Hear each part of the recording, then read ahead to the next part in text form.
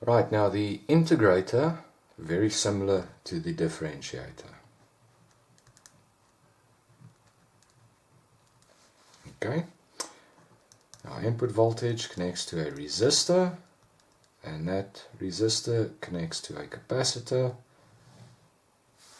and then the capacitor serves as my output. Now, that capacitor functions as a low pass filter. In other words, it blocks high frequencies from passing into the rest of the circuit.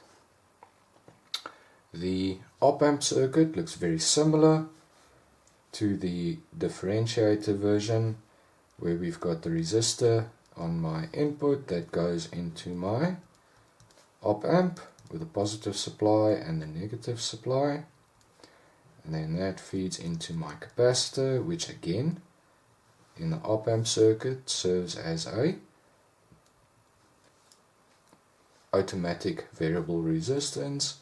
That's V in, V out, because remember that as it charges, its voltage increases, and as the voltage increases, the current into it decreases. So it serves as a automatic variable resistor.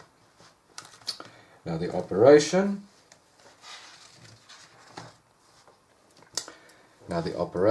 of the integrator works as follows. If I introduce a square wave,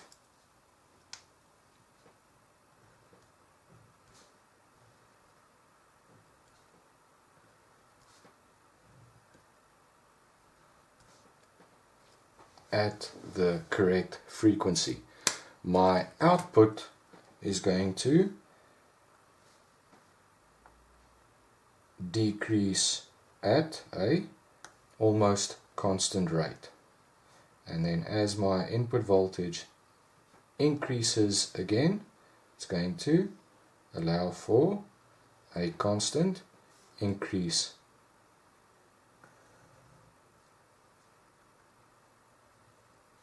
And we're going to convert a square wave into a triangular wave. That is because of the rate of change of the input, which will determine what my output voltage is going to be. Now, remind you of the formula we looked at when we worked with the differentiator. V out is equal to negative RC multiplied by delta V, or the change in the voltage divided by the change in the time. Now, because of this formula, if I introduce a triangular wave into the circuit, I will get out a sine wave, which is going to look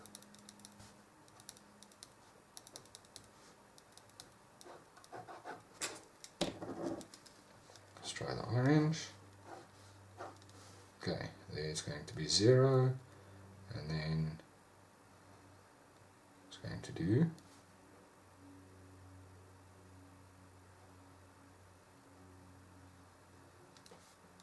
pretty much that. Okay, again, if I apply a sine wave into the input, all it's going to do is move the sine wave on by 90 degrees due to the RC coupling of the circuit.